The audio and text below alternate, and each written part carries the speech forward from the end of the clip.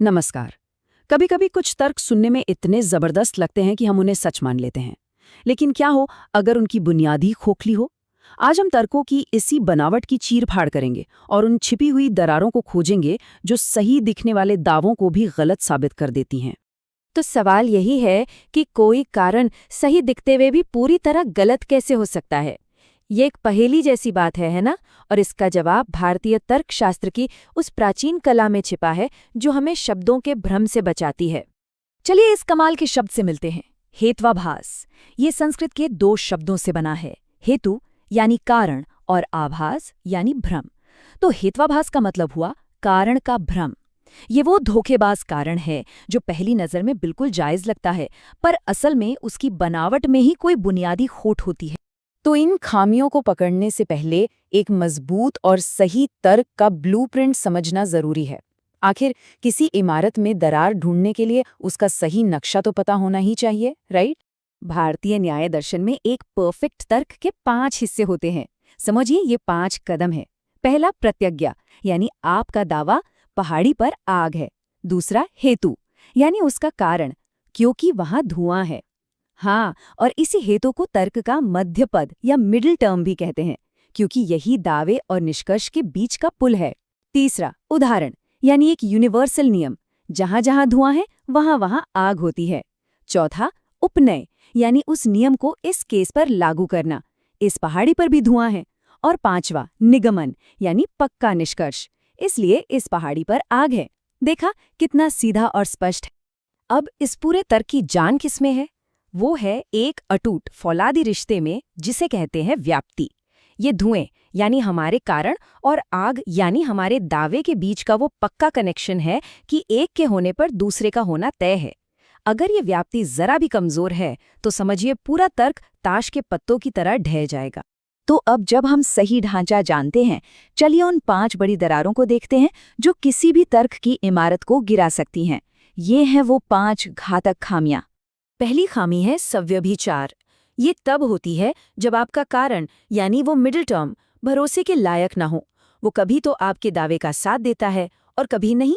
सोचिए, ये एक ऐसे गवाह की तरह है जिसकी गवाही भरोसे के लायक ही नहीं है। इसका एक क्लासिक उदाहरण देखिए।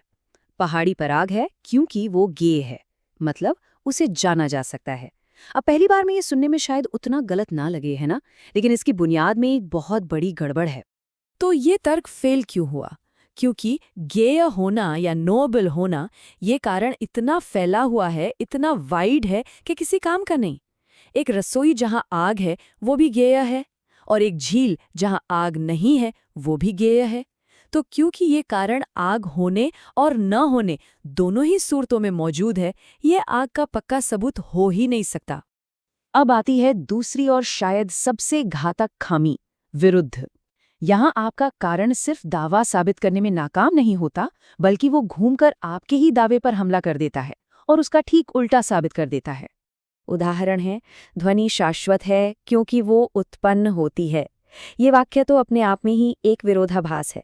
ये कुछ वैसा ही है जैसे कोई कहे कि कोई चीज नई भी है और हमेशा से थी भी। ये इसलिए गलत है क्योंकि उत्पन्न होना शाश्वत होने का नहीं, बल्कि अशाश्वत यानी नॉन इटर्नल होने का सबसे बड़ा सबूत है। न्याय दर्शन के मुताबिक जो भी चीज पैदा होती है वो खत्म भी होगी। तो यहाँ दिया गया कारण दावे का समर्थन नहीं कर रहा, बल्कि पूरी ताकत से उसे खारिज कर रहा है। तीसरी खामी है सत्प्रतिपक्ष। इसे एक तार्किक चेकमेट की तरह समझिए। यहाँ एक ही दावे के लिए 2 बराबर के मजबूत लेकिन एक दूसरे के विरोधी तर्क मैदान में उतर आते हैं और नतीजा होता है ड्रॉ। कोई कहीं नहीं पहुंचता। इस स्लाइड पर देखिए, 2 तर्क आमने सामने हैं। एक कहता है ध्वनि शाश्वत है क्योंकि उसे सुना जा सकता है। दूसरा कहता है ध्वनि अशाश्वत है क्योंकि वह उत्पन्न होती है। जब 2 बराबर ताकत वाले तर्क एक दूसरे को ऐसे काट दें तो आप किसी भी नतीजे पर नहीं पहुंच सकते। खेल वहीं पर रुक जाता है। चौथी खामी है असिद्ध। ये तब होती है जब आपके तर्क का आधार यानी आपका कारण खुद ही एक कल्पना हो या साबित ही न किया गया हो। अगर नींव ही हवा में हो तो इमारत कैसे बनेगी, है ना? इसका सबसे मजेदार उदाहरण है आकाश कमल सुगंधित है क्योंकि वो एक कमल है। ये सुनते ही कुछ अटपटा लगता है, सही कहा ना? ये इसलिए गलत है क्योंकि आकाश कमल जैसी कोई चीज असल में होती ही नहीं, ये कोरी कल्पना है। और अगर तर्क का सब्जेक्ट ही काल्पनिक है तो उसके बारे में दिया गया कोई भी कारण बेमानी हो जाता है। एक काल्पनिक नींव पर आप तर्क की असली इमारत खड़ी नहीं कर सकते। और पांचवी और आखिरी खामी है बाधित। ये तब होती है जब कोई तर्क कितना भी स्मार्ट क्यों न लगे, पर वो सीधे सीधे हमारी अपनी आंखों देखी हकीकत या अनुभव से टकरा जाए। इसका मशहूर उदाहरण है आग ठंडी है क्योंकि वह एक पदार्थ है।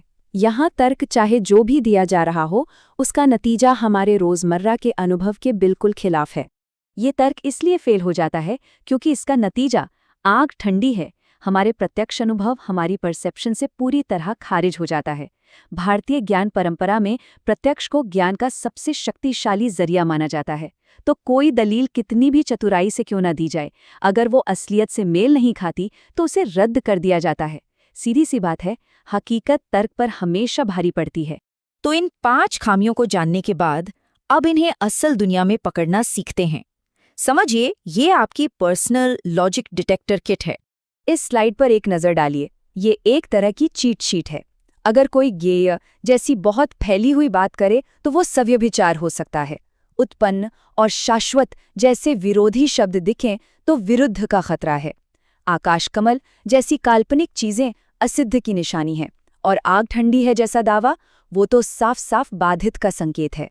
ये सिर्फ पुराने दर्शन की बात नहीं है, ये आज के इन्फॉर्मेशन ओवरलोड के ज़माने में फालतू की बातों से सच को अलग करने का एक बेहद शक्तिशाली तरीका है। ये हमें सिखाता है कि कैसे ज़्यादा सटीक और स्पष्ट तरीके से सोचा जाए। तो अब जब आप इस त्रुटि की बनावट को पहचानते हैं, अगली बार किसी विज्ञापन, नेता की स्पीच या सोशल मीडिया की बहस को सुनते हुए आप इनमें से कौन सी खामी पकड़ेंगे?